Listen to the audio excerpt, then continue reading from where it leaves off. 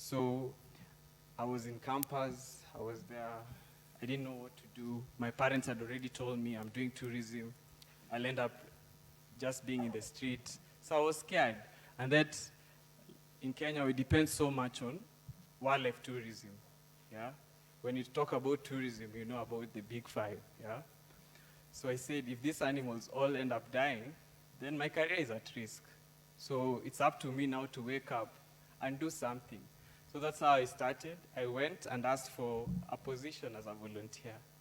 I remember that time when I went, they were all foreigners back then. And then I'm a young man. I grew up in Kayole. Even expressing myself, I couldn't stand and say, hello, my name is Vincent, I'm from Kayole. They've already given you a picture. Hey, huyu jamaa wa Kayole Island.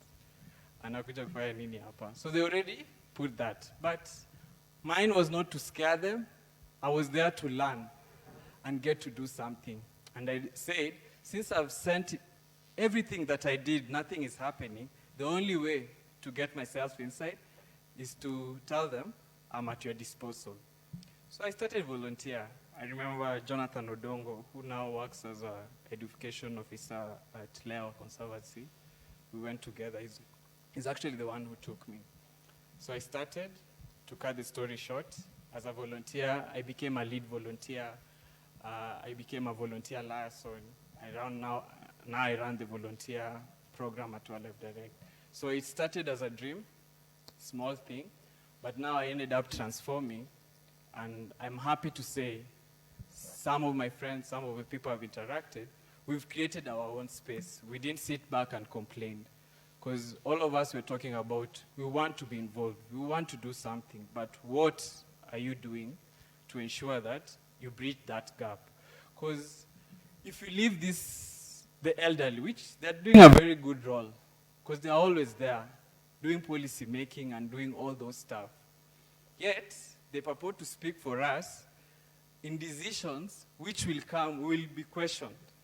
Because 30 years from now, you'll be the one being asked as the Cabinet Secretary for Environment, what did you do to save our rhinos, to save our elephants? And yet, we aren't there, we are not engaging. We're engaging them with them so that we can understand what are the problems, what can we do to help save these wildlife species. So all I'll say, don't wait. Stand up, hope on these opportunities. There are so many opportunities, just depend. Look at your circle. What are they doing? You can start something small. Like, I'm happy how Unelker started something to inspire her community, her generation, and the generation that comes after. Because if you don't speak, you'll be answerable for your generation and the generation that comes afterwards. As I finish,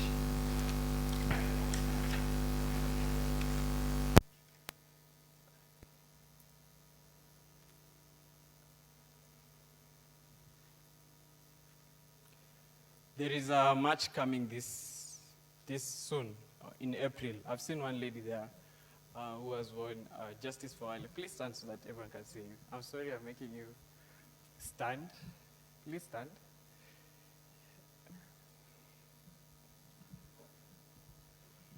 You've seen the Justice for Wildlife. So this is a question I'm posing. What are you doing to ensure, thank you, there's justice for our wildlife and also justice for our communities? Yeah? What are you doing to ensure there is justice for our wildlife and justice for our communities? Because right now, one of the major things that is affecting our wildlife species is the human-wildlife conflict. Yeah? We are all fighting for these resources that we have: water, natural pasture, space, land, you know. So what are we doing to solve that issue? So feel free, don't fear as young people. You have to push and don't allow it to be used in cosmetic things. Yeah? Don't be allowed to just rubber stamp. Fight for your space, hope on those opportunities, and for sure will be the change you want to see in this society. So I'm so happy to be here. Thank you for your time, and in case you have any question, let's engage. Because of time, I'll leave it at that.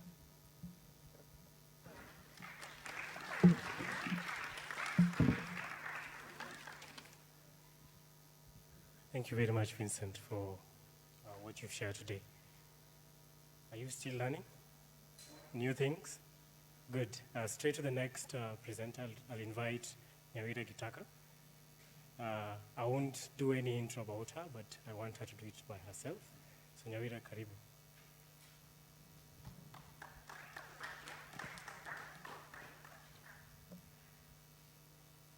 Good afternoon. At least I see I'm in a Christian institution, and I'm a Sunday school teacher, so at least I'm at home. And I teach very small kids, and they do not look at me like that. They're usually happy and interactive. So please, can we all stand? Are you all students here? How many are students by a show of hands? Okay, so do you all know each other? I can't hear. Not really? Okay. Because I'm supposed to be discussing partnerships in the field of conservation. So for you to partner with someone, you have to know someone. Okay, let's first of all stand so that we move a bit. We dance a lot. Could you please move to the front, those people at the back? Yes, the lady in pink, I am just going to call you out so shamelessly. So just come to the front. Okay. So it's not a game or something. So but by the end of this, you should not be seated next to the person you're sitting next to. Okay? So all of you on this side, all of you should sit on that side. And all of you on this side, you should be on this side, but not next to the same person. Okay? Are we clear? Okay. So, no, you're not sitting first. So, okay, yeah, first change. Yeah, first change. First change. The kids usually move faster than that. Definitely. Tony, you can't be seated where you were sitting. Not to the next person. Huh? Oh, not the same person, okay. I think he just moved so close. Oh, we're still standing. We're still standing, Vincent.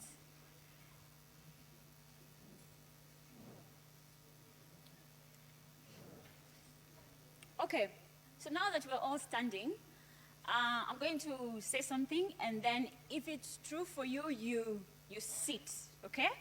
So we can do trisex. So sit if you have a pet.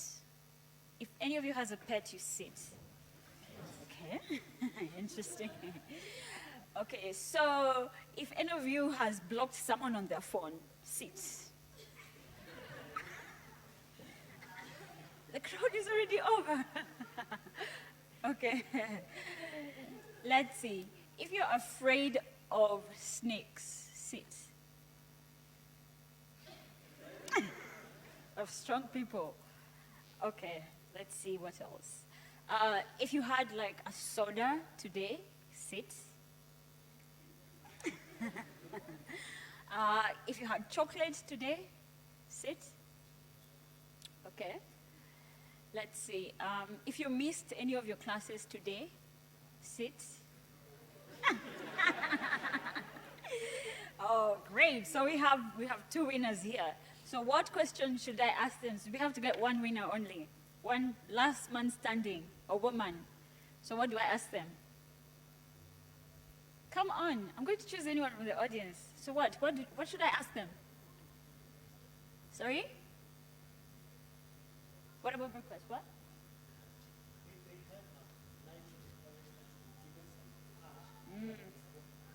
I think that one is true. If you've ever lied to your parents to get extra money, definitely. Okay, so we need another question because we have to get one winner. Okay, so let's see. What's our question? Guys, help me out. Help me out here. What's our question? Okay, let's see. If your phone, who has a phone with twin SIM?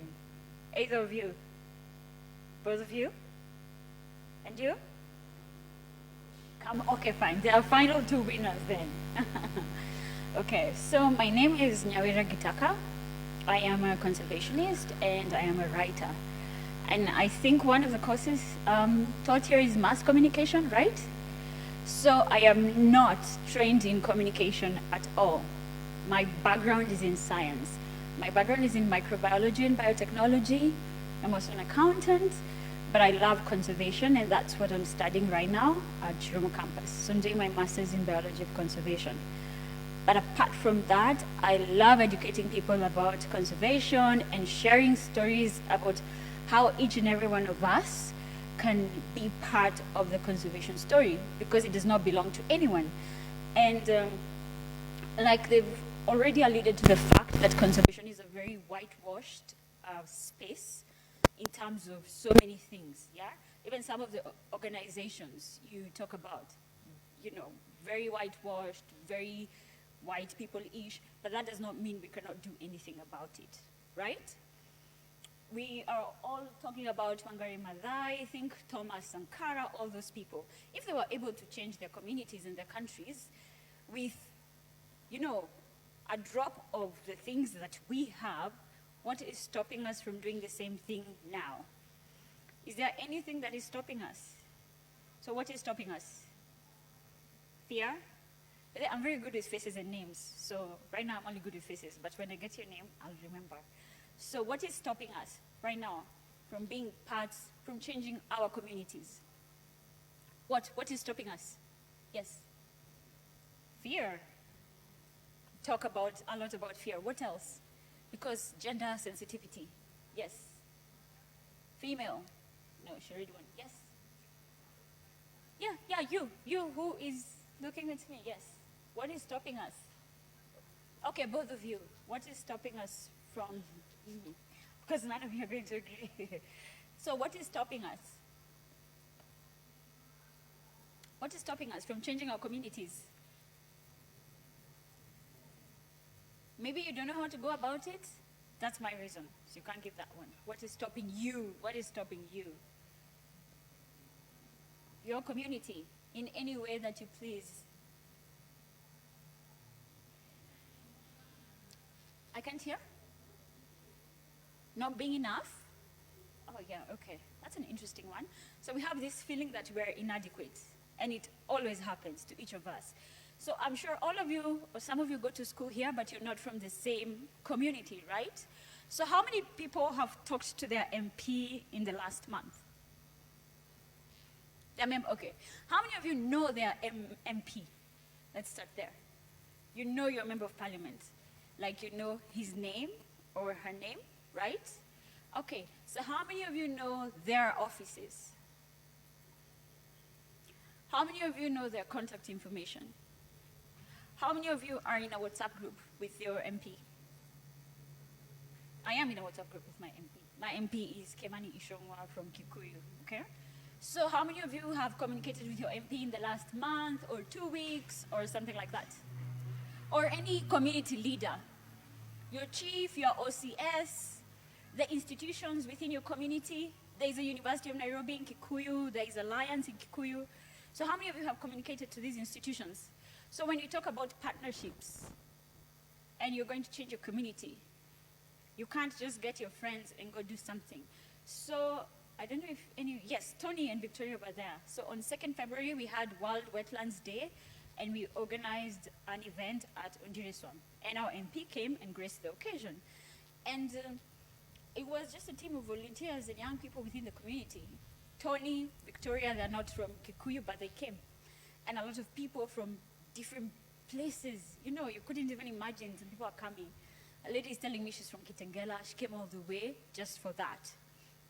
So, have I told you a bit about myself? Yes, I have. Okay? So I love writing. I love giving stories. I love sharing stories. And not being trained in communication, I have won awards because of the stories that I have written. Okay? And I love partnering with people who do not do what I do.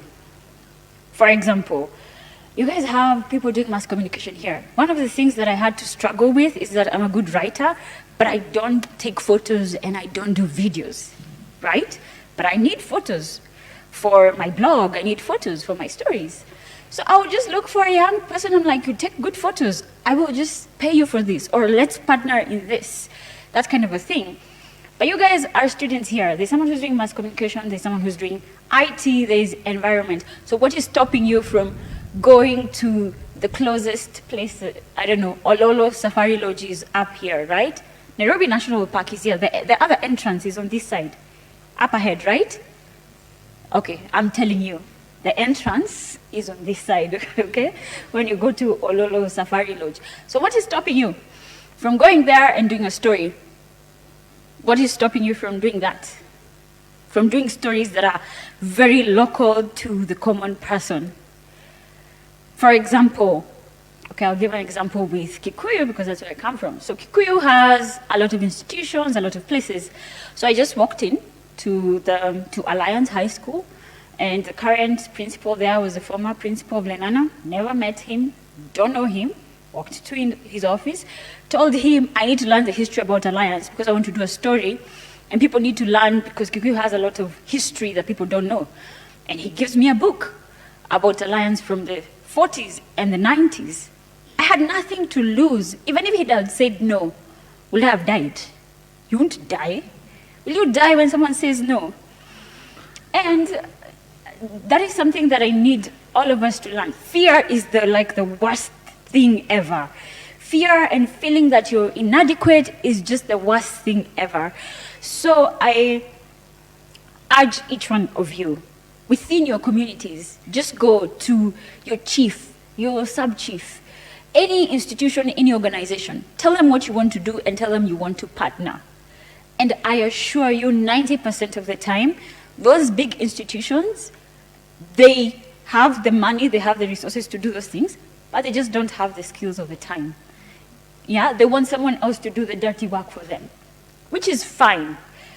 Because how do you think you're ever going to meet, like, for example, the country director for World Bank? How are you ever going to meet them? Unless you apply for a job, and before you even start reporting to him or her, it's going to take long, right? But when you start doing things for your community, this is how you bring those people to you, okay? You don't have to go looking for them. I mean, it's hard, it's tough, it's worth it. Yes, it is worth it. I remember the first event that I organized through a community-based organization called Global Youth Forum, and I was in charge of Nairobi County, and we were doing football for peace. I hate football. I don't even know anything about football. I mean, I don't even care. So, I'm sorry to the football fans, I really don't care. But the thing is that we had to look for a venue. Well, that's the most expensive thing, right? Venue. So we wrote a letter to Wangari Maathai Institute for Peace and Environmental Studies at Kabete Ngombe, we call it Kabete Ngombe, Upper Kabete, where the veterinary stuff is. And we told this guy, we're students of the University of Nairobi, so help us with money. And this guy, of course, they're not going to give him money, but he's like, we have 2 fields, you can use them for free. You can use our hall, you see? And we're like, we're going to make you an anchor organizer. Wangari Maathai will never sit down and start looking for young people and all those things. But we took that burden from them and organized the event. And we looked for other partners, even the National Cohesion Integration Commission, just people, and literally we were just writing letters, and they said yes. And we tell them, okay, just bring us balls, just bring brochures about peace, just give us a speaker. And those things works. And the thing is that we have so many tools, because one of the organizers reached out to me on Twitter, like seriously on Twitter, the executive director for Global Peace Foundation, just on Twitter. And when we told, the Kiss 100, Carol Radu, she loves football, about this, she's like, okay, I'll support one team, and you guys can have an interview, we'll push your show. Like, that's it. It's not complicated, but you have to take, that first step of saying, I have to do this. I have to put myself out there. I have to risk being rejected. I have to risk being told no. I have to risk all those things, but it's okay. It teaches you than not doing anything. Let's go back to conservation. So what do I do in conservation? Apart from telling stories, I teach children about conservation. And how I do this, I'm a very practical person because I have a short attention span. So plant a flower with them, like all the dirty work and that kind of a thing. Because I remember the first time I went to a kindergarten, again within my community, yeah? So I asked children, where does food come from? So where does maize come from? From the unga. Where does the unga come from? From the supermarkets. Where does the supermarket get the unga? From the unga station. And it ended there. And they could not grasp how maize, first of all, some of them have never even seen a maize plant. They could not grasp how it converts into the food that they eat. And this is the reality that we have to live with. Yeah? We have children who do not understand where food comes from. Why I'm also passionate about agriculture is because we live in a society where agriculture and conservation are seen as two things that cannot exist. One is being done at the expense of the other. Okay? Masai Mara is empty. We could have planted maize. There are too many maize plantations. There should be animals. You see? We live in that kind of a society because there's a very huge disconnect. Africa and nature, Kenya and nature, right? And it is up to you guys who here have the power of communication. You know how, you guys do mass communication. That means you know how to communicate with radio, TV, print. I only had the convenience of starting a blog, which I had to YouTube how to do it. And that's it. I literally just had to start with what I had. So what if each of you starts sharing stories about your local communities? What if each of you starts talking to your MP, disturb them? For me, my MP's kids are in my Sunday school class, so I'm like, if you don't respond, I'll just keep your kids until you have to come for them. Just like that kind of thing. You have to push and push and push. The quickest wheel gets the most oil, right? It's not easy, it's frustrating, but if you don't do it, who's going to do it? Charles Jonjo turned 99 and Moi is 90. Do you think they're coming to save us? Do you think they're coming to help us? Who helped Dedan Kimathi? His grandfather? Nobody. Nobody's coming to save us. Nobody's coming to hand us. Here is Kenya with all the plantation, with everything. And it's so unfortunate that we are bearing the consequences of the previous generation. It is never the generation that destroys the environment that suffers the consequences. It is the next one. So we have to choose. So do we want to keep destroying it like the previous one, or are we the ones who are going to change it? Right? And the worst thing sometimes is that we are not organized as young people at all. We're not organized. We want to have so many groups doing the same thing and doing nothing. Yeah, everyone wants to start their own thing. Sometimes I don't even bother thinking about anything. I'm like, this person can do that. Why am I going to learn photography? And Ken can do that. I'll just partner with a photographer. I'll partner with someone who can write, partner with a journalist, and it makes things so much easier. But if you're not organized, that is why, bad people are organized. Let me tell you the truth, like even thieves, they're usually so organized, they're on point. That's why we like those movies, yeah? They're usually very organized, even more than the cops, and you're like, I could actually join this guy's team. You see, so that kind of a thing. But the thing is that sometimes we get lost in details. Like right now, everyone's talking about Agenda 2063, the SDGs and all that. But how can you localize the SDGs within your community, within your context? What is the thing that irritates you the most within your community? Is it trash? Is it the dust? Is it like there's no water? Like whatever irritates you is actually the best entry point in getting a solution. And the solutions don't have to be complex. The simplest solutions work. That's why we're all on Facebook. Did Zuckerberg create anything new? He literally just gave you a platform where you can meet your friend from class 1. He did not go look for your friend and come look for you, and no, he just created a platform.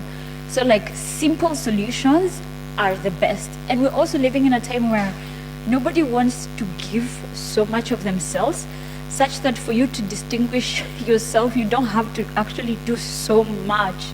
Everyone wants the easy way out, right? Everyone wants the easy way out.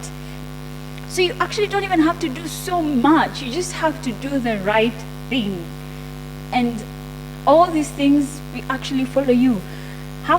Most of the opportunities I got was because I saw a problem and I decided to be a solution.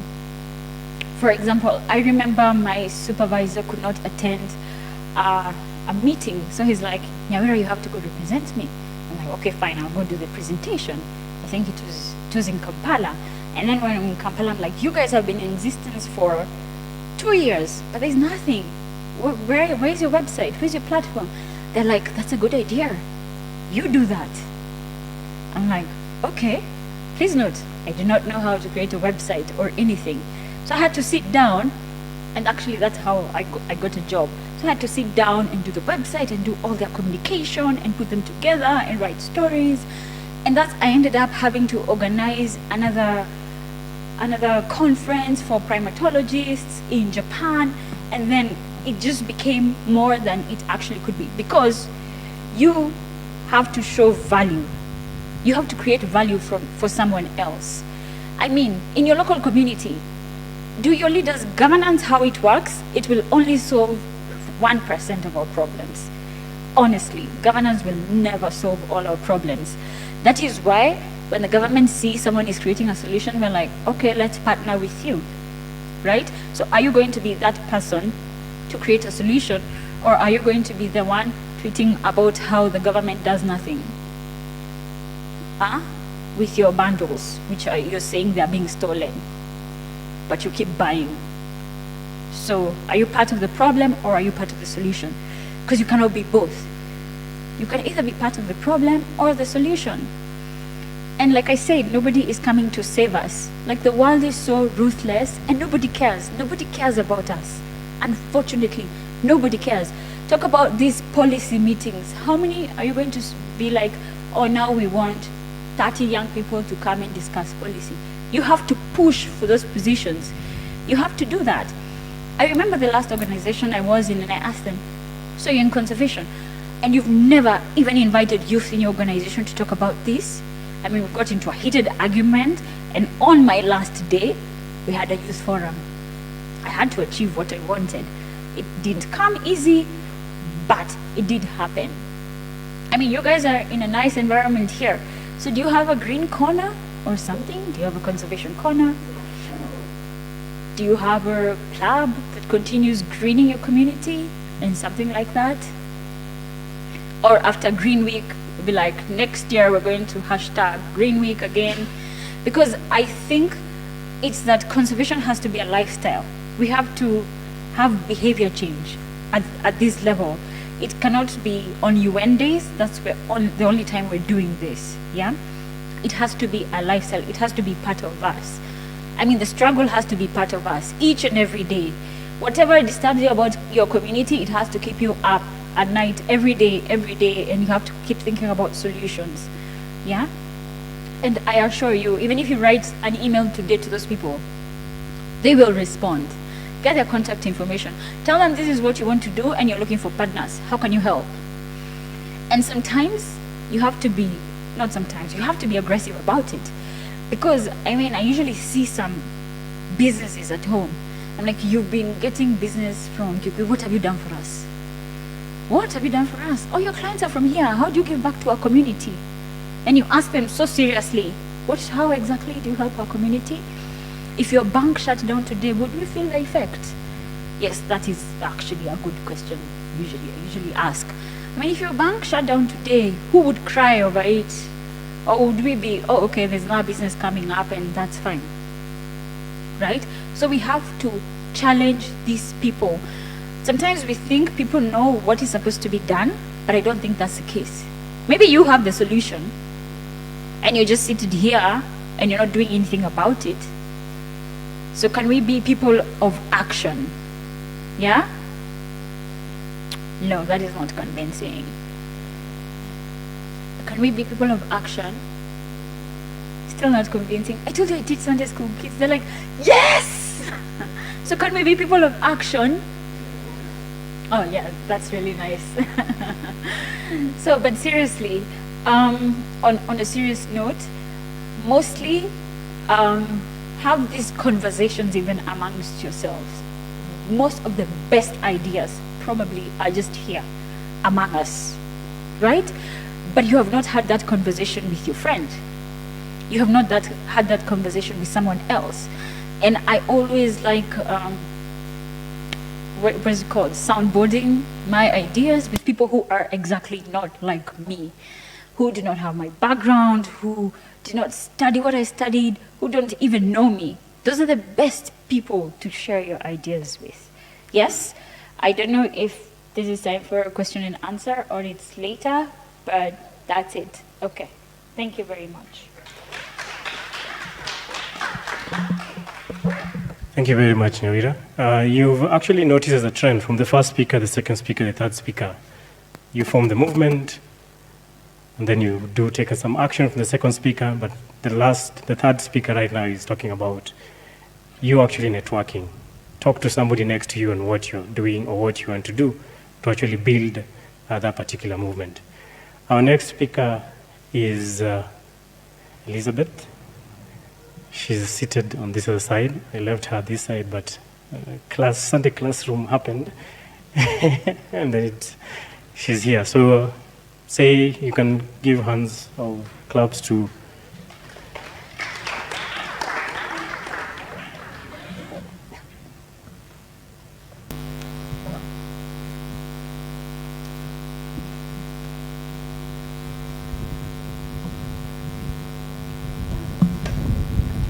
Good afternoon, everyone. Good afternoon once again. So just like most of the speakers, I think we have something common of working with children, either before or during the projects that we work with. So my name is Elizabeth, and an environmentalist, and also founder of an initiative called Green Generation Initiative, and I also tagged along a member. Can wave them. And also, just like Unelker, I'm a recipient of the Rongai Scholarship Award. So just before I start, I would like you guys to join me in a short exercise that I do with children when I'm teaching them about the environment. So could you kindly stand up for a few minutes? It's a song. So we go back to Sunday school again. So the song goes like this. Maybe you've heard it before. So you're going to do action and the words as well.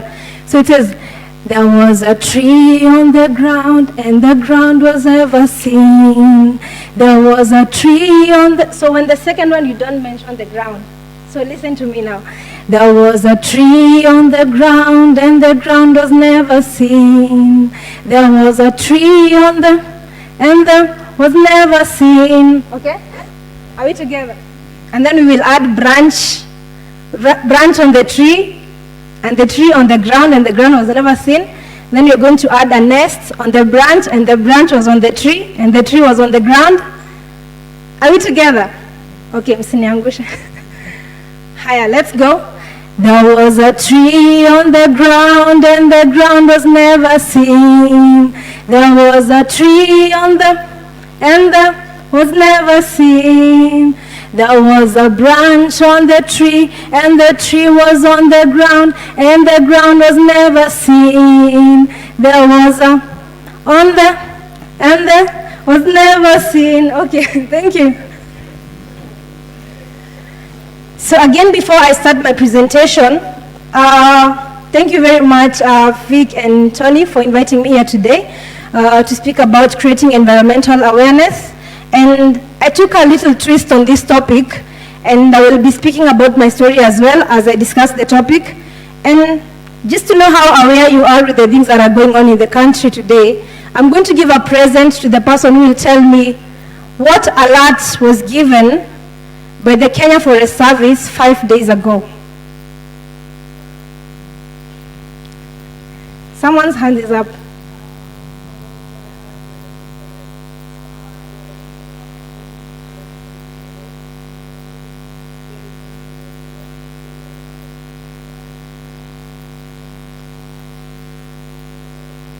Just clap for her. So I'm just going to give her this notebook right away. Just come for it.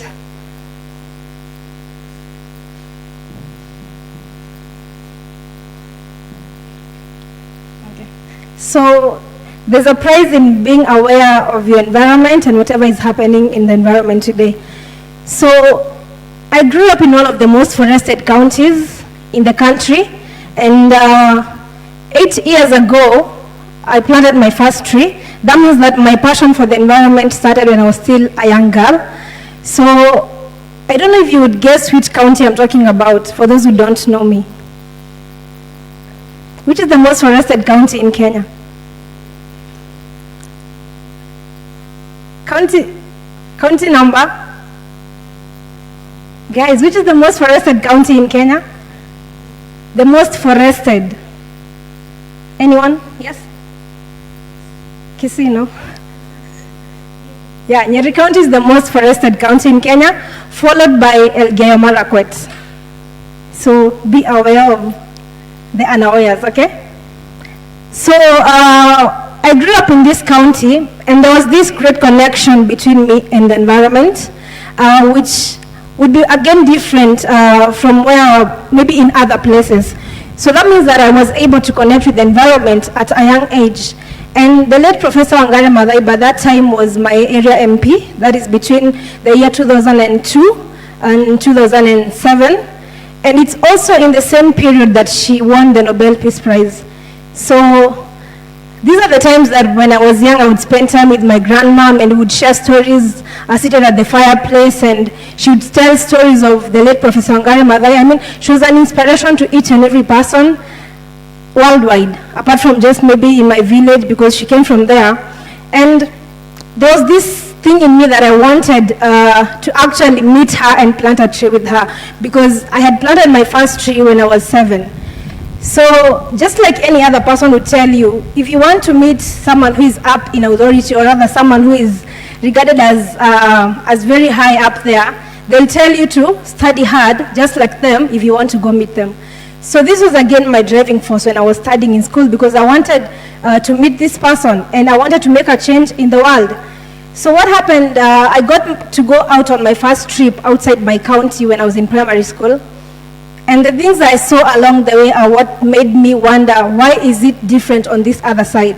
Because when you grow up in a place that all you see is trees, all you see is women coming up and establishing tree nurseries to go plant out there. All you see is women gathering and speaking about conservation.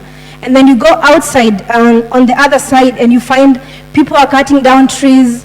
When you're traveling, people are just throwing trash out of the car windows for the county government to collect, or any other person out there. So this is something that made me want to make this difference, or rather made me want to address these challenges that we were facing globally as an environment, environmentally. And next slide. The late Professor Wangari Maathai always said that.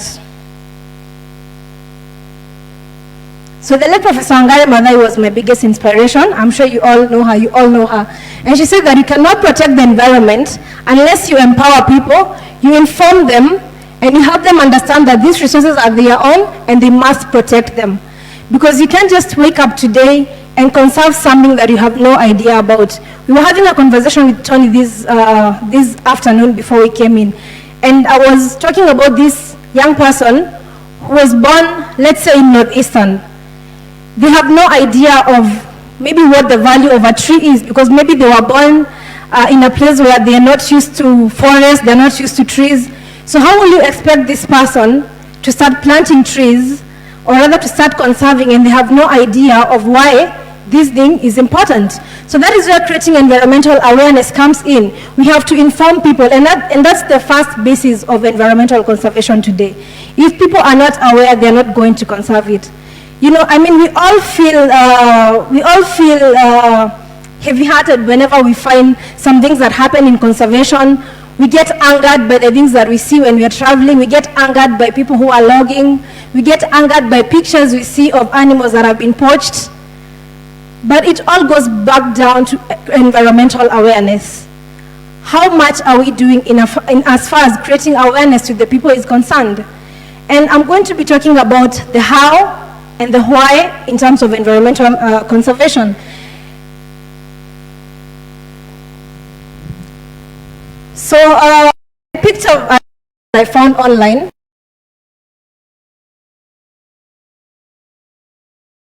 Should I leave the trash or take it with me?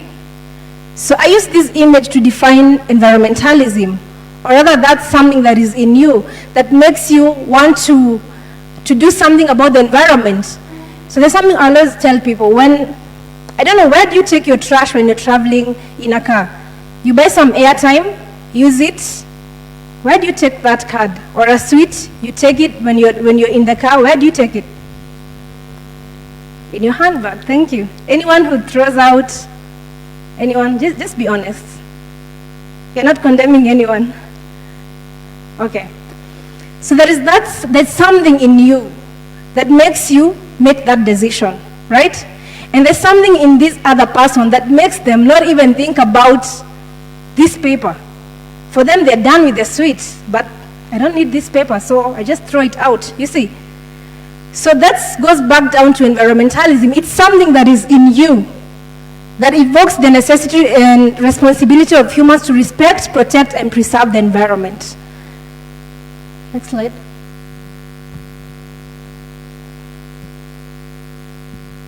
So I'm not going to talk about the why. Probably most of you have seen this image somewhere. I don't know if the people on this side are able to see it so well. So it's an image of the globe, and the globe is holding a kind of a handkerchief. And on this other side, the globe is looking at the memories of where the planet was before then, many, many years ago. And it's evoking this thing like things have changed. And nature, you've all heard that nature hits back. So the planet, where we are right now, it's not where we used to be many years ago. And this image is an image that makes me so sad because it's exactly what is happening. If you look at it, you can see there's a lot of deforestation. Some of the waters, the waters are, the colors are different, like it's not what it used to be before.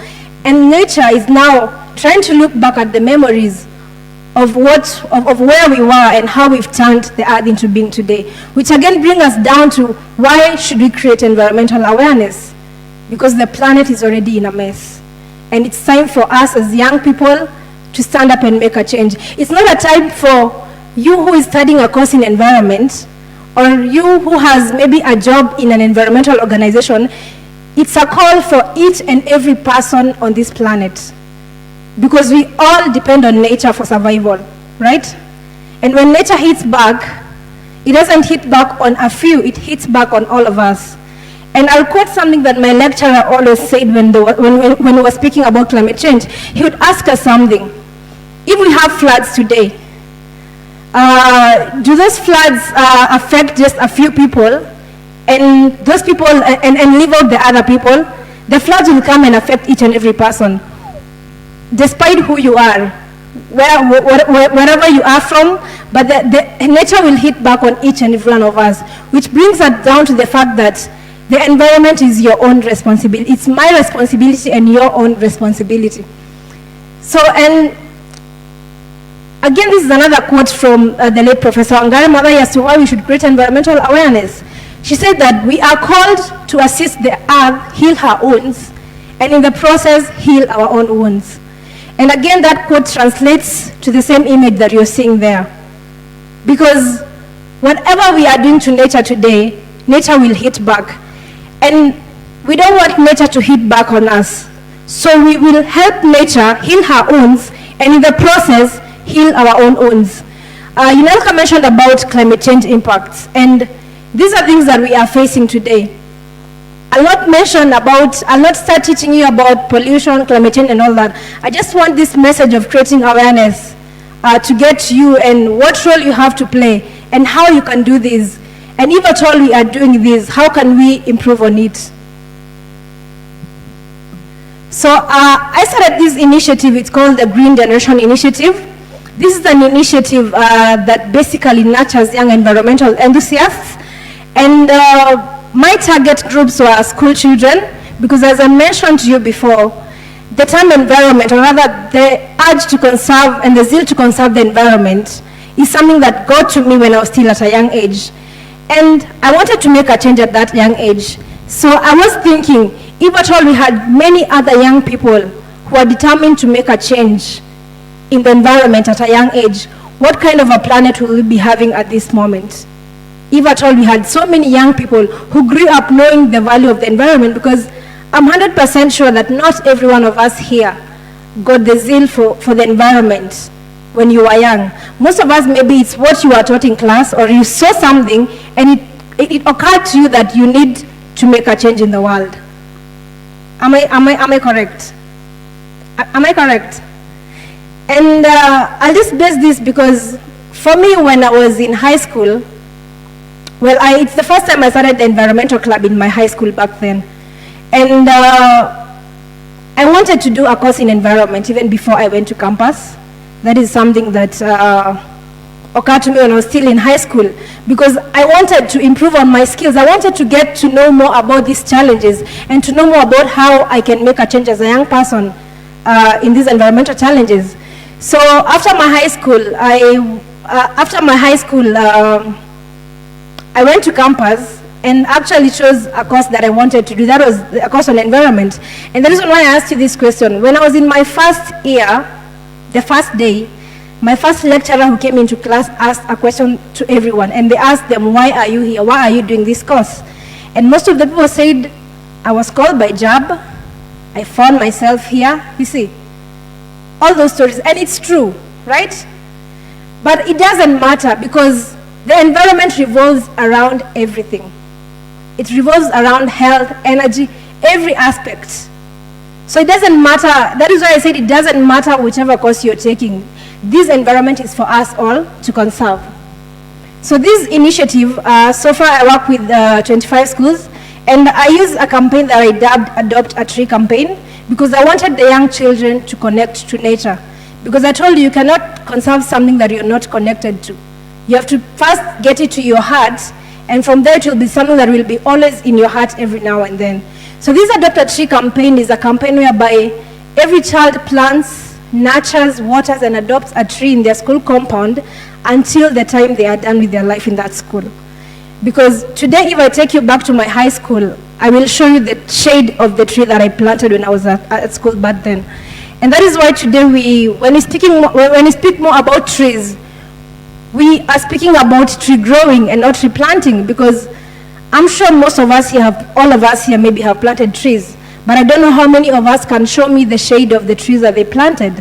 Well, if you planted of late, you don't expect the shade, but you've done that for the future generations. But it's up to you to make sure that the future generations will get something out of what you're doing today. And that is by ensuring that you do something and do it up to, like, if you're growing trees, make sure that they grow up to maturity. So this initiative, so far, I've done it in 2 counties. That is my home county, and I always say that charity begins at home.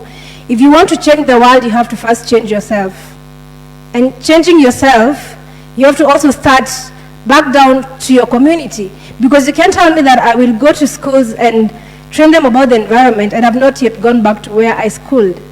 So charity begins at home, and even in environmental conservation, it has to start with you. Are you part of the people who throw trash out of car windows, and when it floods in the city, you're blaming the government for poor drainages, and yet that bottle that you drank water on that same day and you threw out is the one that went to block that drainage? So where does the government come in? Well, the government comes in other ways, but it has to start with you, and if you're doing your thing, then you have a right to blame other people. But if you're not doing your thing, I don't see why you have the right to blame it on other people. Next slide. So I just want to talk about creating environmental awareness and the how in terms of conservation.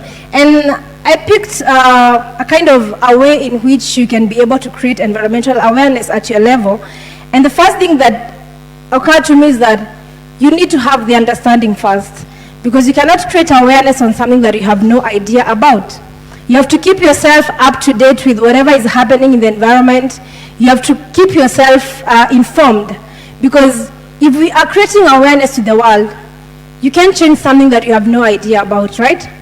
So if you want to be this change that we want to see in the world, we have to start by informing ourselves.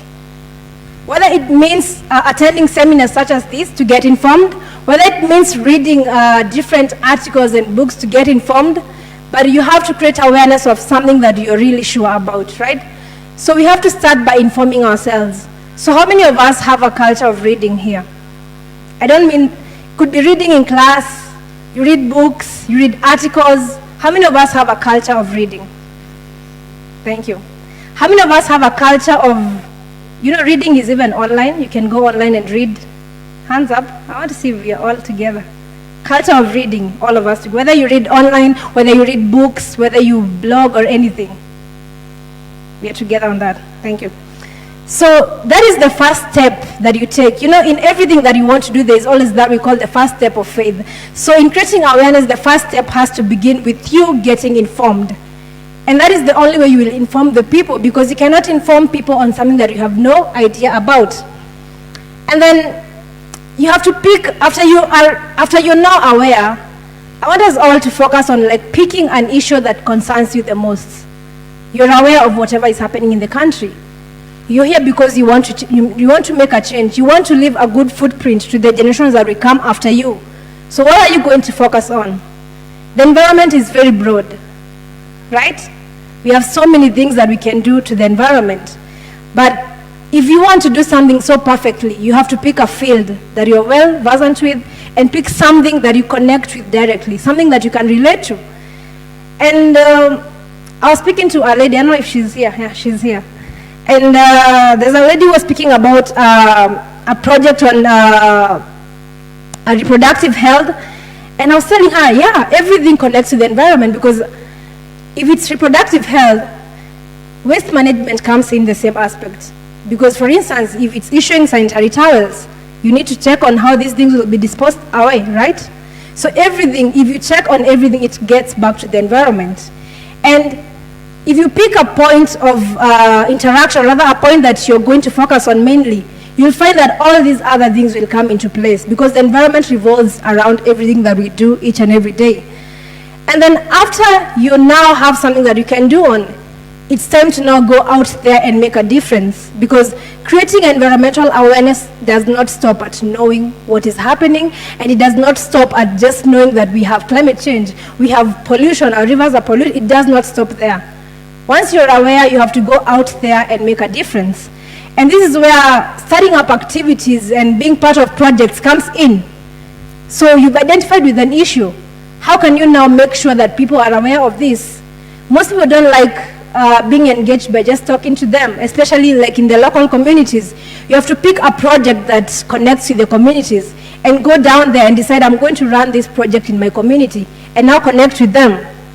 And that is the same way that I started my initiative, because I found out that there were challenges that were happening in the environment. And I got myself informed by getting information from different people, getting mentors who will help you understand the challenges that are happening. And then from there, with what you have to go out there and make a difference. Otherwise, if you just remain with your knowledge, it's not going to be helpful to anyone, right? So that is why you go out there, make a difference. You can just do a beneficial community projects or activities. And then from there, we have the idea of sharing your knowledge. And this goes back to the digital world and, sharing information with what is it that you have as a skill. So I don't know if anyone mentioned about nowadays the social media is a very powerful platform. Everything trends, anything that trends on, for instance, anything that trends on Twitter has to hit the news headlines, right? Anything that trends on Twitter has to hit the news headlines. How many of you guys are on Twitter here? What do you guys tweet about? What do you guys tweet about? Who tell me what their last tweet was? Yes? Okay, thank you. Gririk. Anyone else who has something different that they tweeted about? We just want to know. Anyone? Okay. So sharing your knowledge and creating environmental awareness at this moment, as a young person, you don't have to do big things. I always tell people that small little efforts done by millions of people make a whole lot of difference, right? You don't have to make a huge difference to be who you are, or you don't have to make a huge difference to make the world a better place. Just use what you have. Are you a blogger? Just write an article about an issue that you feel needs to be changed and post it. 2, 3 people, 10 people will read. You've made a small impact, but there's someone else who've done the same blog. Those small little efforts combined together by millions of people are what makes a difference today. So you're there, you can do a video sharing about environmental issues, share it out there, and people will get to interact with it and they will learn something from you. So it's all about doing your small thing. And Professor Rongai Mother always shared the story of the hummingbird. And I'm sure you can all connect with the story of the hummingbird. And she was speaking about a fire that was in a forest. And in a forest you have different animals. And all the animals moved to the other side of the river. And you see there was a river, that means there was water to put off the fire. And there were different elephants and giraffes and all those big animals. But it was only one hummingbird that decided to put out the fire with the beak. And it was just picking a drop of water and trying to stop the fire. But then the other animals were just laughing at this hummingbird, because what can you do with a beak? I mean, how are you trying to stop the fire in a forest with just a small beak? But the hummingbird told the other animals something, that I am just doing the little that I can. And that is the energy that I want you to have today. You don't have to do huge things. Just do the little that you can. And that little that you can is what is going to make a difference. Because we had elephants in that forest. The elephant has a huge trunk, and it can be able to pick up a lot of water, like so many liters of water. But it was just standing there and laughing at the hummingbird, you see. So just stand up and do the little that you can, and that is the only way that we are going to make a difference. And then the last thing is that you have to get everyone involved. See, in my initiative, I have different volunteers, or rather different members who also give back to their counties and their previous schools that they were studying in. And if you get everyone involved, you see, in this field of environment, you can't do anything on your own. You have to get everyone involved, and that is why I mentioned the quote of, those small little efforts combined by millions of people are what makes a whole lot of difference. So get everyone involved and connect with people, get people who can mentor you, and also partner with different people so that you can be able to have a huge impact in conservation. So when I'm talking about the environment, I always like quoting the Bible, and I picked a verse from Genesis chapter 2 and verse 15, and it says that the Lord God took the man and put him in the Garden of Eden to work it and keep it. And what I did is that I interpreted, there's a word, work it and keep it, and I got the meaning of those words in Hebrew, because those two words are derived from the Hebrew, and it says, like for the keep and tend, in Hebrew it's a word that's called shamar. And this is a word that means to guard or to watch and protect. So if we are to put to guard or to watch and protect back to the verse, it will say that the Lord God took man and put him in the Garden of Eden to work it and to guard or protect it, right? And the other word was work, or rather some verses will say to cultivate, which again means, in Hebrew it's a word that derived from the word abad, and it means to serve. So that means that we have to be good stewards of nature, right? In everything that we do today, we have to be good stewards of the environment, we have to be good stewards of nature, and we have to nurture young people so that we can have a great future tomorrow. And in everything that we are doing today, I don't even mention this when I was talking about the how. Why are you here today? Someone asked that question and we had different answers. And if someone will also ask you if you've planted a tree before, and if you've trained children before to be good environmental enthusiasts, if you've maybe just done a small act to the environment, like you said you put your trash in your handbag, why do you do that? I want you to reflect on that question on your own. Why do you do the things that you do today for the environment? Is it because of you? Are you doing this to have, for the sake of your children and your children's children? Why are you doing the things that you do today? And once you get that answer, I want you to now follow what I said about creating environmental awareness. Because we do the things we do. You know, every time I talk, I always love mentioning Professor Wangari Maathai. And recently, you all know Wanjera, the daughter to Wangari Maathai, and she was telling us that the mom would always ask her something. No, she would always ask the mom, why do you keep going? Like, why did you go fight for Uhuru Park and you have no title deed? Like, it doesn't belong to you. Where the hell are you doing there? You see, everyone will ask you that. In the village, I mean, people called her a mad woman, you see, when she was doing that, because she left everything that she was doing. She sacrificed her life, her everything, for the sake of the environment. But people don't know the why, right? It lies inside you. What's your driving force to what you want to do today? Why, you want to make a change, you want to do a project, you want to do an activity, what's driving you? That is the first step to doing and making any change today. Because if you don't have a driving force, then there's danger ahead. But if you have something that is driving you, that is something that is going to be a reality. So you see, she was like, why do you keep fighting for this park and it's not even yours? It's not even yours. You don't even come from the city. You see, everyone will ask you that. But she said she's doing this for the sake of the people who will come after her, for the sake of the future generations. And that is why today you can go sit down at Uhuru Park and enjoy the place, because somebody somewhere protected that place for you. So wouldn't you want the same life for the people who will come after you? It's not about getting credit for what you do. It's about doing something today, and doing something today for the sake of the future generations whose words of thanks will not even be heard. Thank you very much.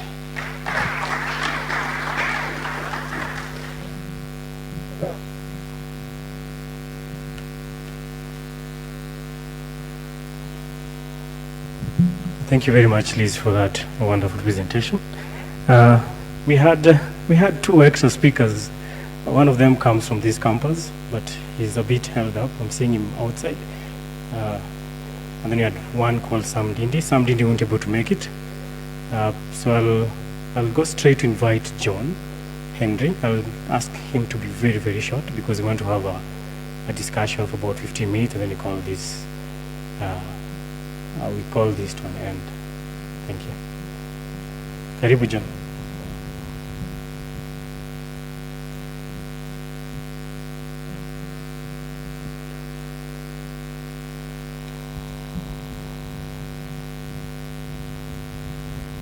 Hi, good afternoon. How is Greenwich so far? It's nice. Yes. If it's not nice, ask yourself why it's not nice. And if it is nice, ask yourself why it's that nice. In short, I'm saying that it is you who is to make something interesting, and it's you to make something boring. And I'll go straight to the theme. What is your role? As a student, as a staff, in whatever organization you are in, what is your role? My name is John Henry. I work at African Nazarene University as an administrator, but also a part-time lecturer. I also run an organization called Green Culture Movement, and that is why I am here. John Henry is a 30-year-old young man, or young man. Youth in Kenya is relative. John Henry went to school in a rural setup, a place called Kodiaga Primary School in Kisumu County. Then went to a high school called Mbita High School, where he met very interesting people. And in those, when he was getting to class 4, agriculture, home science, art and craft, music was removed from the syllabus from being tested. When I got to high school, the stream I was in, agriculture was not one of the options. We did business. Yes, that's where I met Anthony. If you didn't know, Anthony was is my former classmate. That was 10 years ago. I did my KCC in 2008. African Nazarene.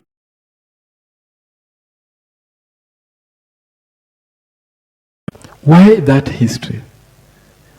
When I was joining university, I was asked, which course do you want to go and do? In high school, the place used to be as dry as the way Kajiado is. Then we had a teacher called Mr. Koyo, and is it Koyo? Yes, Mr. Koyo was our business teacher. And we didn't have workers to take care of the flowers. So we had a club, and that club decided to make the school look beautiful.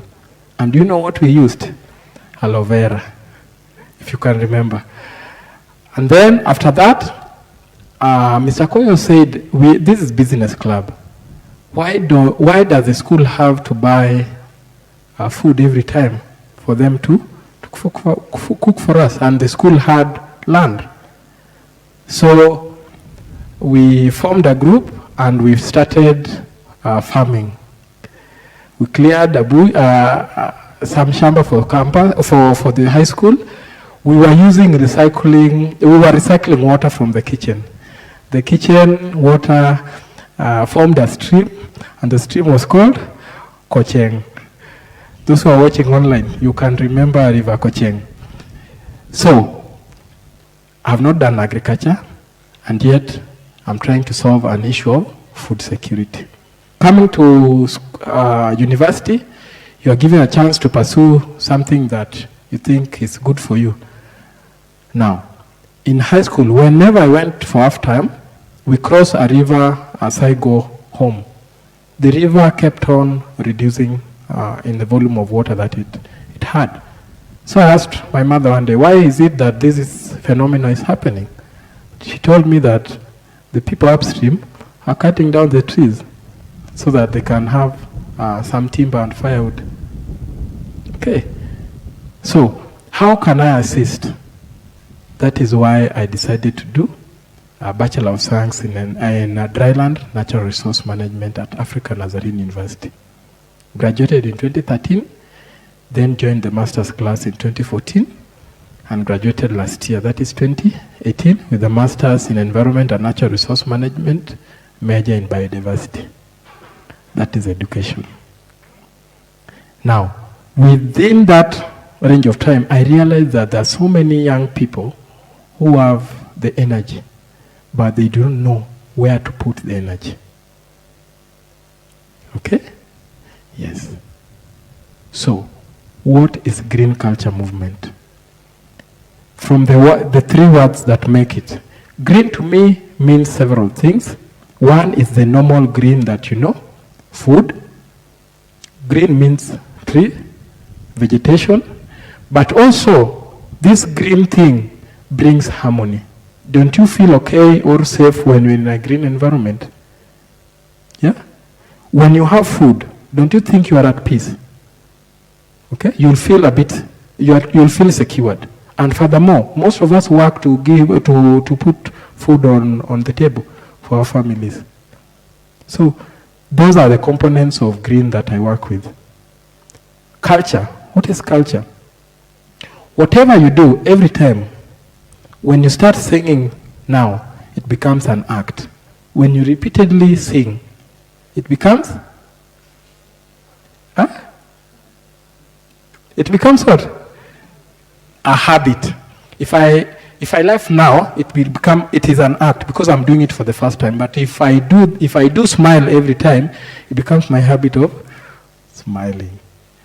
Now, several habits. When you have a given habit for a long period of time, it becomes part of you. Okay? Nani ako na tabia kama hii? Nani ako na tabia kama hii? Now, with our societies, we have what we call cultural practices. If you do a given, if you have given behaviors in your society, it becomes your culture. So whatever we are doing, are we green? Are we taking care of our animals? Because each and every animal has its own role in the ecosystem. When you see that lizard, when you see that dog, when you see that snake, what do you do with it? When you see that frog, then movement. Movement is a group of people with the same interest. So, when I have several people who are thinking how to make sure that the wildlife are safe, how to make sure that water is clean and safe for drinking, how to make sure that food is provided, then when you do that repeatedly, it becomes your habit. When you see someone throw something, it should be you to make them correct, or just inform them that this is bad, but also lead by example. Don't be reminded. Let it be part of your habit. Let it be part of your culture. Okay? Yeah. So if you see some people are going for a walk and you are an environmental student and you contribute to the pollution because you have been given free water and they have not provided a bin, and you decide to throw the plastic can across the road, or you're in a matatu, they've not provided a dustbin, you decide to just throw it on the window. Throwing means it's going somewhere. Are you contributing to the solution of the problem, or you're part of it? Okay? So, different people have different ways of being green. Okay? So this organization, I don't want to say it's mine because it's an open organization. I don't want to do an NGO. There are so many NGOs that do something related to environment, isn't it? Okay. So what thing can you do? What role can you play? How can you educate how can I educate my brother, my sister, my mother, who is not exposed to this? By me showing them an example and telling them whatever I learned where they sent me. Okay? What is my role in environmental conservation? What is my role in creation care? Okay? So that is what green culture movement is all about. One, we have to use the resources. Most of the organizations will tell you that we don't have resources.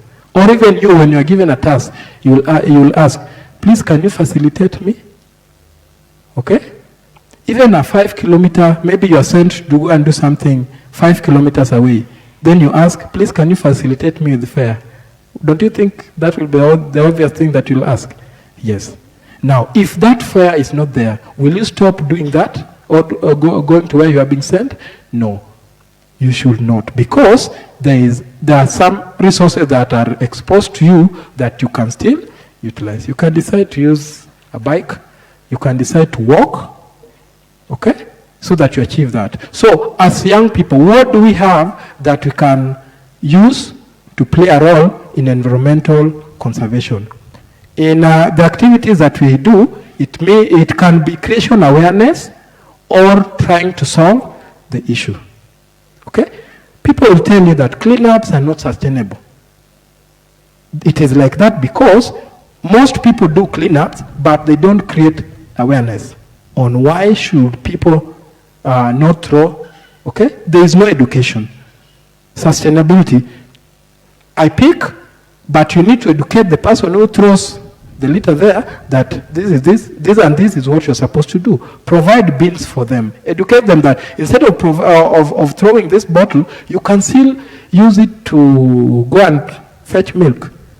By the way, traditionally, our parents are very good conservationists, our grandparents. You've gone home, shags, and you see after you taking them the bottle of soda, they'll keep that plastic bottle for some time because they know they'll use it to fetch paraffin and go and take milk. In town, you buy a newspaper. It becomes useless after maybe 2 days. Okay? What do you do with it? It becomes a waste because you no longer need it. Okay? At home, what do they do with the whole newspapers? You've gone to a place, you find that instead of the painter buying sellotapes when he's painting, he uses what? Newspapers. That is recycle, reduce, management. What do we have that we can make good use of in terms of environmental education? The young people, what do you have? You have the energy. You have the social media. You have your classmates. You have your family. What role can you play in educating them? Okay? An illiterate person is not really that person the illiterate person is that person who has the knowledge but does not want to spread. Yeah?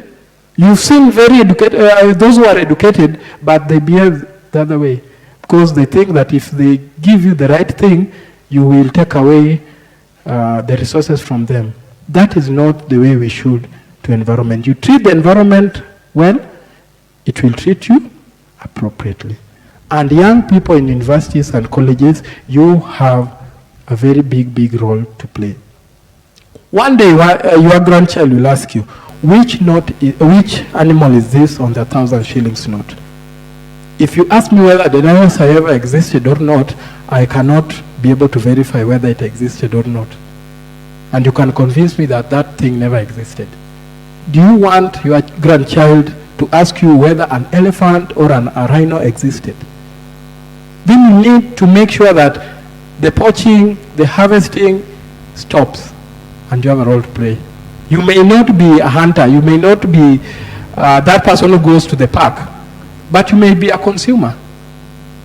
Ask before you buy those bracelets, before you go and buy those good ornamental things, ask yourself, did an animal, what happened before that shoe was made? Okay? Stop the demand.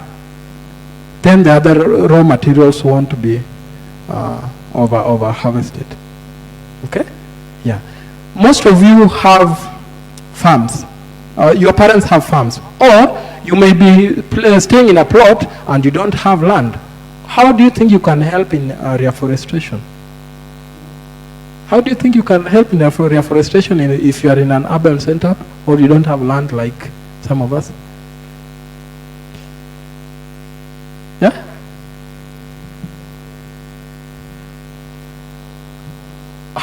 As a student, how can you make forest cover in Kenya increase? Well, maybe going for tree planting activities. Yeah.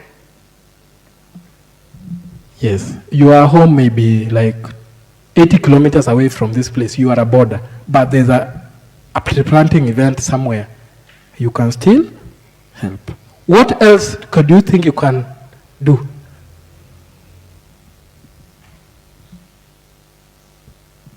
I think in some cases, like for the small organization, the CBOs, maybe we can organize for fundraising. We contribute even if it is 10 shillings per person. We buy trees, then we can plant them. Yes. And ask me, how many trees have been planted? Several. Actually, Kenya, I think, will be very much having so many trees. But what is the problem? Donations. Donations. Okay? Donations. You don't feel the pain of that tree drying. Okay?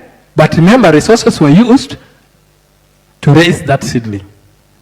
Okay? But when you buy it, you'll be relating to it. You'll feel that pain, okay, of the sacrifice you underwent to get that seedling to that size.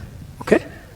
Okay? So you can help by buying for someone or buy and also monitor. Are we together?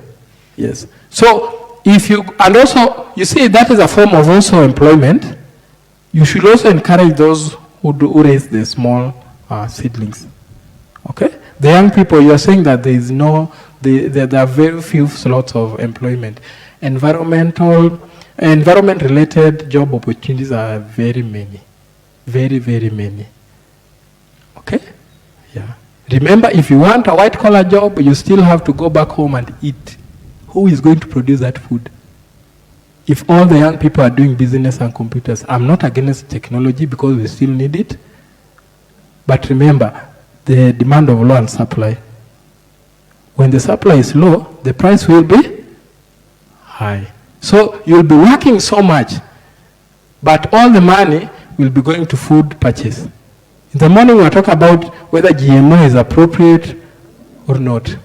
Why do we have to go for GMOs while we can do natural food? So be a solution. Be a solution. I'm glad that in universities and colleges, before you graduate, you have to do a project. Okay? Can't you do a project that is related to environment and solve community's problems? In a project, there's always what we call a statement of a problem. You identify something in the community that you think you can solve. Okay? Yeah? Are we together? Let's join hand in making Kenya and Africa green again. Please join the green culture movement. For now, we are using social media, what we have. But you cannot pass what you don't have. Get the education like what we are now giving you now. Then, if you are more active in the groups or online, you can retweet and educate your friends. You all have at least 10 friends who are following you. Can you change their perception on environmental issues, on e-waste? Okay? You will be playing your part. Okay? If you are the firstborn in your family, can you change the way they utilize resources in your family? Okay? Yeah. Must you have your scratch card bought in hard?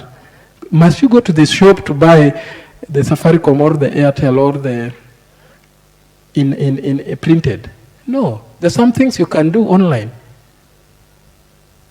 Okay? It doesn't cost much. In those small things, that if you are going to buy soda, must you have a straw? Must you? Okay?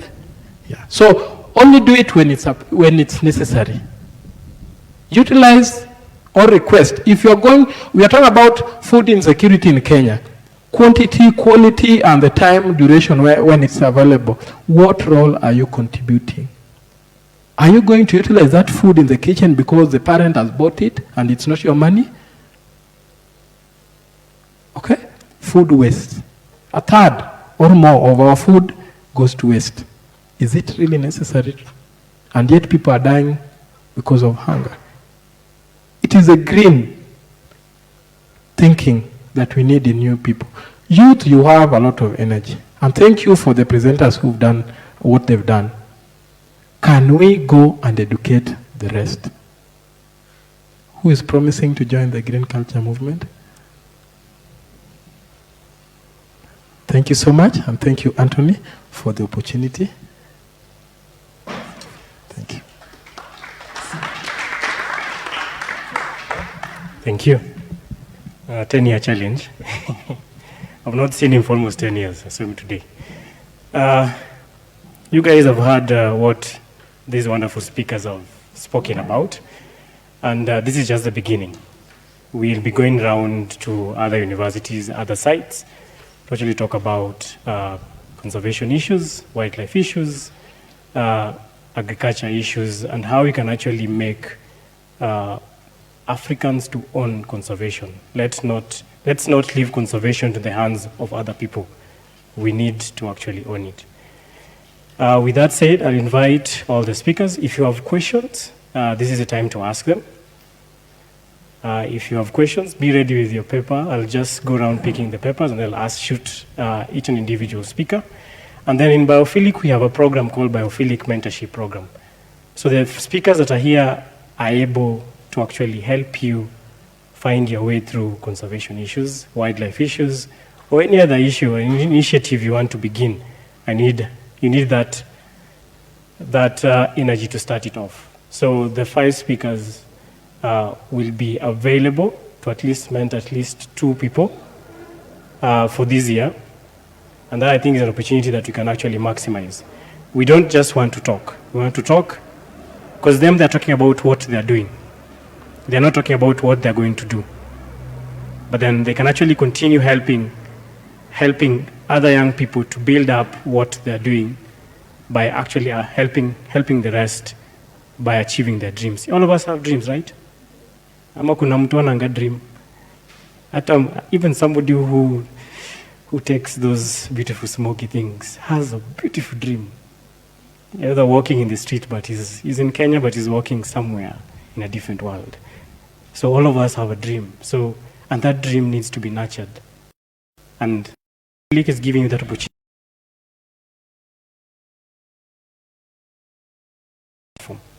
Just coming and introducing speakers from different parts of the country, we're actually giving you that platform.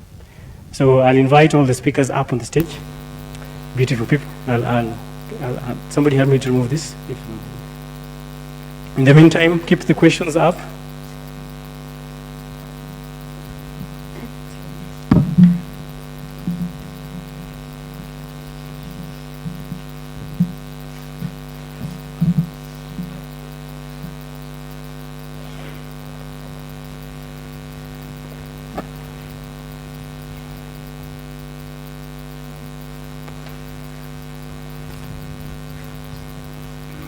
Any questions from the audience? Even say thank you. Gosh. Any questions from the audience? Yes. So you just say the person and then he or she will answer the question. Okay, good afternoon. I'm Mugabo from Burundi. So as an international student, we kind of we are blocked being abroad, and we end up going back in our countries. Even if we have many dreams or something we want to do in the country in Kenya. So how can you maybe advise us or help us? Okay, I can mention, for example, like work permit issues, people passes, yeah, those kind of things. Thank you. Thank you very much. Somebody has got that question, right? Thank you, conservationist. My name is Kome Boniface, and my question is, I wanted to do something in a rural setup, and the problem is, in this rural setup, we don't have people who know Twitter. We don't know they don't know Facebook. They don't know this social. Like I've been able to look at the green culture movement online right away, and I've realized that it's all about social media. People are informed through the social media. But look, now here is a rural setup. How can I be able to educate these people in a rural setup without necessarily having to reach them face to face? What techniques?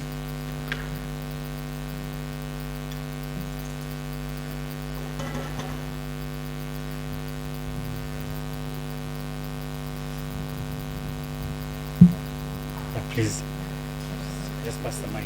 Ask the question. So who else has a question? Hi everyone. My name is John, and I just want to thank all our speakers today.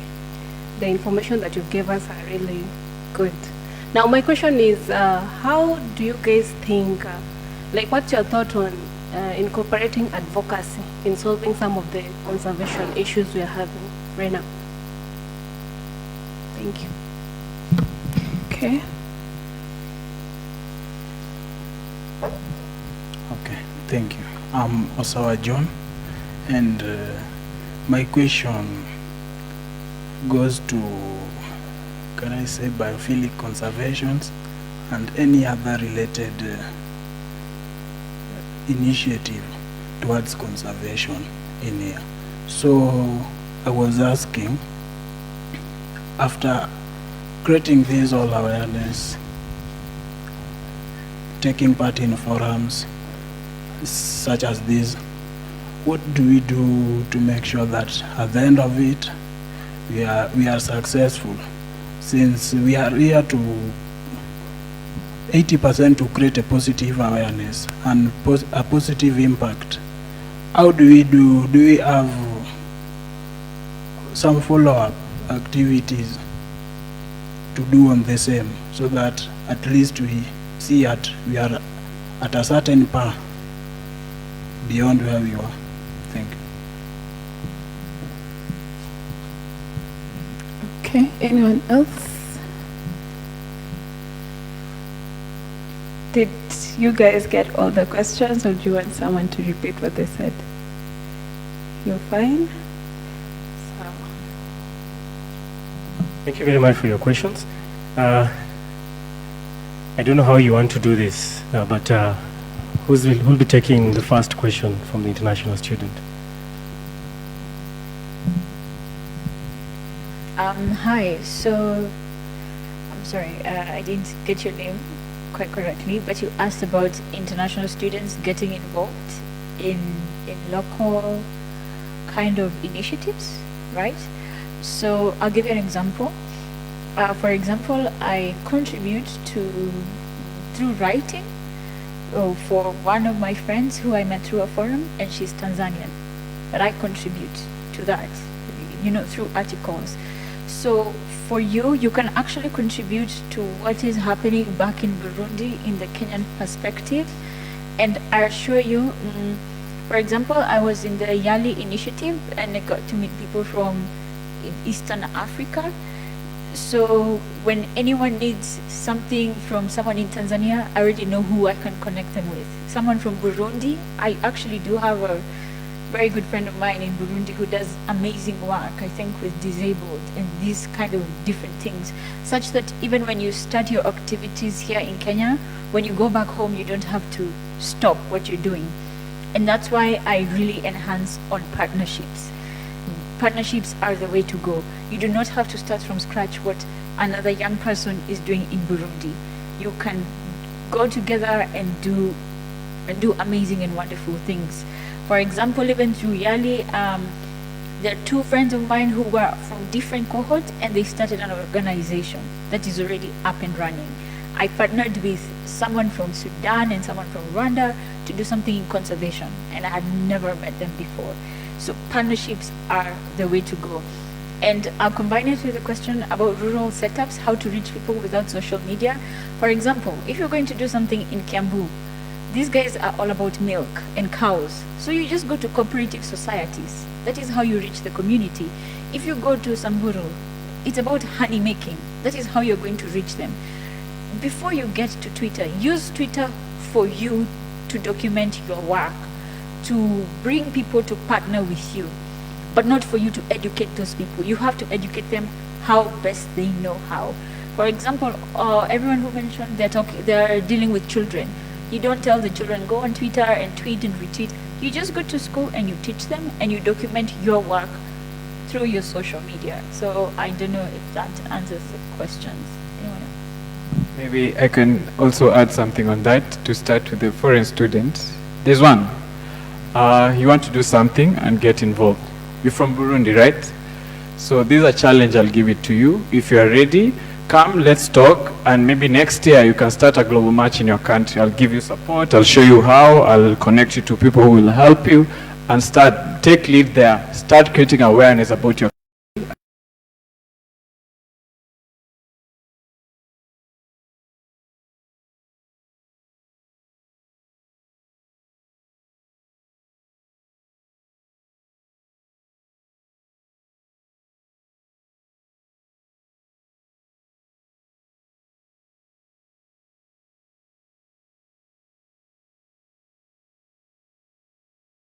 Something about green culture movement, and that's how you start the conversation. Also to add on the rural, sometimes you go to areas, for example, we went to work it's called Enkijape Primary School, and we wanted, because before we went to that school, we were supporting a community project with the women there, but we wanted to give them business ideas, train them how to do business, because they are widowed old women. But they said, we are old, we don't need education. The people who need education is our children and grandchildren.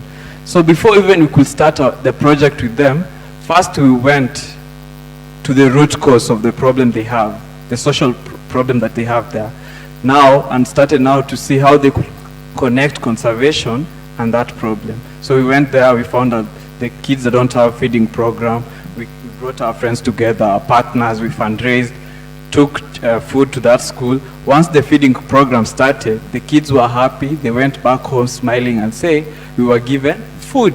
And that's how now our project was successful, because now the parents could see what conservation is bringing. So you can always play around and see the best way to approach, because some things you may borrow from Nairobi, take it for example in Nyanza, and it won't work. So you have to make them, tell them what they want, rather than you assuming this is what they really want. And also to add also, John had asked, how do you use advocacy to solve some of the issues that we have?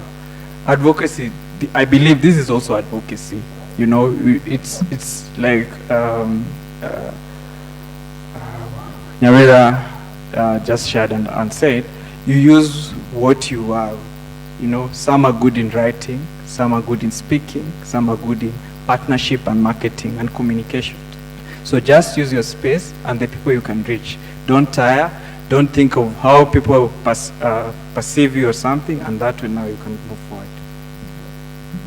So thank you. I think I'll also respond to the question on rural communities and technology. And I'm also a community developer, and I would like to define a little bit community development in layman's language. And we normally say that it's helping people help themselves. That is in layman's language. That is community development.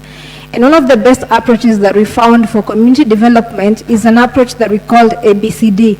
That is asset-based community development, whereby you go back to the place where you want to maybe start up a project and check on the assets that they have. And the first step is always identifying with the challenge. What challenge are these people facing? Maybe the challenges could be water scarcity. So you have to go back to the community with the asset-based community development approach and identify what these people have. Do they have skills? Do they have a lot of young people who need to work on a project? Do they have technological maybe skills that they can be able to make something? So these are the people you use to maybe even come up with projects such as water harvesting, and you train them. So it doesn't have to occur to it that you have to maybe use technology for them. Different groups have different ways of approaching them. For instance, if it's for the children, there's a way in which you teach them that I cannot come and teach you here. You see, you have to go and play games with the children. You have to sing with them, because that's the only way they will connect with nature. But if you go out to the communities, these are people who most of these people don't even know what technology is. I've been to places, and these are places you go and even find children. They are schooling under trees, still in our country. So how do you approach such people? These are people who have no exposure. Maybe it's your first encounter with them. So asset-based community development takes you back to their community to identify what they have and what they don't have. And then you use what they have to now help them solve that challenge in that community. Thank you.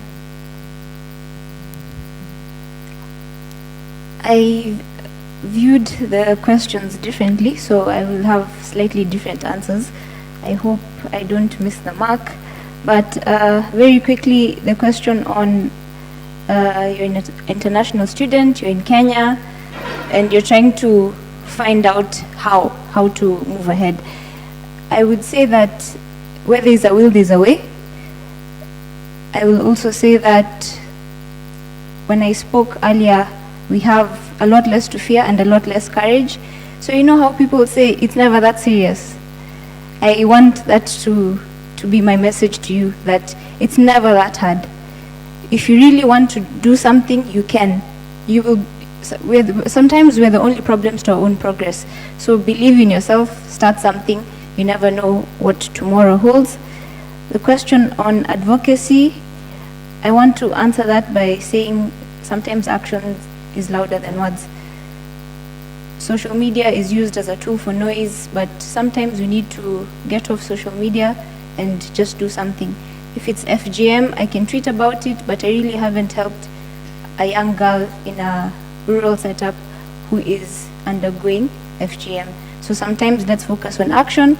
Noise is always there, and we can always do that with the tip of our fingers.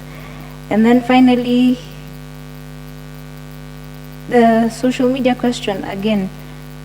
There's a place and there's a time and a season for everything. If you want to work in a rural setup and you're wondering how social media will help, I remember when I started out conservation, I started a Facebook page 2 months into the project.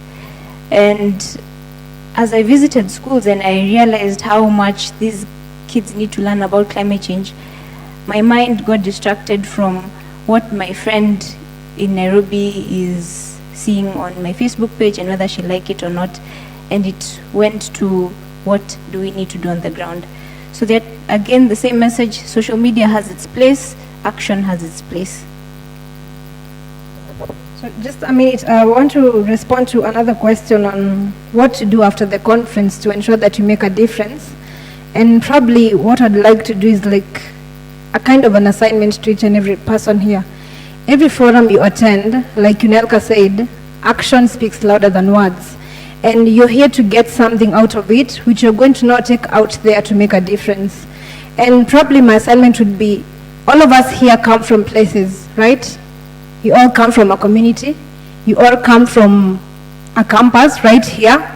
And all of us, I'm sure, identify with the challenge. And even if you don't identify with the challenge, I want you from today to go and identify with the challenge that is being faced today. And then use what you have to solve that challenge. You don't need money to solve a challenge. I told you it's the small acts that we do, multiplied by millions of people, that make a difference. So you don't need money to make a change. You just need the small thing that you can do and identify with that challenge from whatever you've captured from today. From everyone has spoken since we started, but I'm sure you're not going to leave this place without a message that will help you go and make an impact using it. So there's always something to do after getting knowledge from a forum.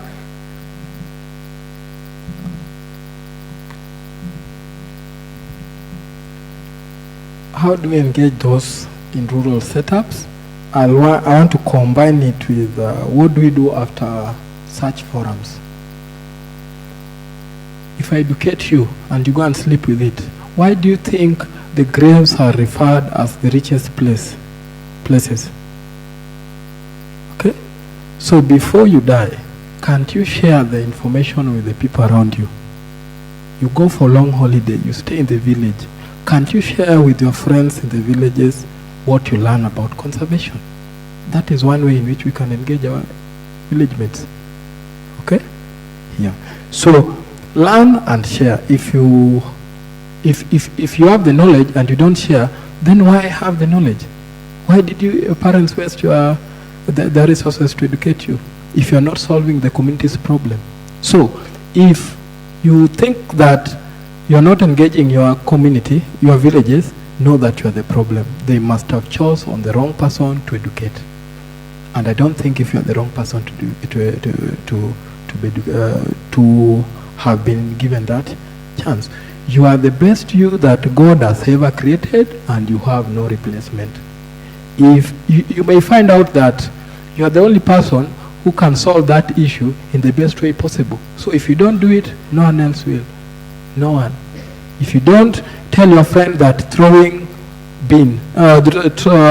throwing straws after taking soda is bad, maybe no one, any other friend of theirs are entertaining them. So be the change you want to see. Be an example. That is the only way we can. If you've learned something, if you're asking what next after the forums, whatever you learned in the forums, if you learn something from one of us or all of us, try and find a way in which you can be innovative in your own way and solve the problem. Thank you very much, ladies and gentlemen. We have one question from the audience, which I'll try to answer it well, to ask it well. So Elgeyo Marakwet is one of the second largest forest cover, but the people of Sang'wan were actually displaced at a particular point. So what techniques would you actually advise to help the communities actually continuously do forest cover or restore the forest cover at a particular point? one or two people. The question. Okay. So the question is, Elgeyo Marakwet is the second largest forest cover in Kenya, and most of its occupants are the Sawan people, but they were displaced at a particular point. So what techniques can you use to assist them in actually restoring the forest cover, as much as they have been displaced from the forest they are in? So how do you actually help them as young people who are actually trying to work with the communities down on the ground? How? Consumptive utilization. Okay, I will not sell her if I know her value. Okay, why are people selling our animals? Why are people cutting down our trees? Because they don't know. They think that it's only that charcoal that the tree provides. Educate them on the values of these resources that are being overutilized. Yeah? Yes. Don't tell them this tree is not just for the charcoal alone. You can use it for building. You can use it. It provides oxygen, reduces greenhouse gases, prevents erosion. All those. In that way, before a child cuts a tree, the parent will, or even before the parent stops, cuts the tree, the child will stop him because he knows or she knows the value of that one tree. So that's a very good question. Well, for me, considering first of all that I have done conservation work in some of these communities, we have to appreciate the history of conservation in our country, which is unfortunate. For most of the national parks to be gazetted, from Mongolia Hills and everything, there is a community that had to be chased out. And that's something we must know and understand. Okay, that's the first place you have to start from. So that is why people have this very negative attitude towards wildlife. I was chased out so that that animal can survive, especially our grandparents, our great-grandparents. And as much as we inherit the good things, we also inherit the bad things from them. But that does not mean it's not possible. It's not impossible. I have seen communities like Samburu. They're some of the best, I think, conservationists in the country. You know, they retain the area around Ngarenarok River very well. And actually, if you cut down a tree, you're excommunicated from the community. But these solutions did not come from outsiders. It came from themselves. So the first thing is that if you're even going to approach any local community, you have to win them over as being one of them. I'll also give an example. When I was doing my project, studying primates, you know, in Kipipiri in Nyahururu, when I got a very young guy to be my guide, and when he realized there's actually value, I can get paid to take someone around to see these animals. So I'm going to take care of them. And now I'm still in touch with him. He's even learned more primatology than I'm ever going to learn. And he's like, if you have any people who are coming here, tell me, I'm going to take them. And I've told my friends, we're going to plant trees, we're going to do that. Show them value. And not just value, because let's be honest, they need economic value, okay? They need economic value. You don't just tell me that tree is beautiful, you're going to sit under it and have shade, and then I die. You know, you have to show them how they can benefit economically. Even in Samburu, the Acacia mellifera, they harvest honey from it. So they protect the tree because they're getting something from it. And I think that's the first place to start. It was very sad to see the story about Baringo venom. You know, it was a very sad story because, you know, understanding the ecological importance of snakes, you know, it's a very complex ecosystem. That is why snakes are there. How about if we taught those people how to catch snakes and extract venom, and you pay them for because you need snake venom for anti-venom, and you pay them for this to happen, and teach them how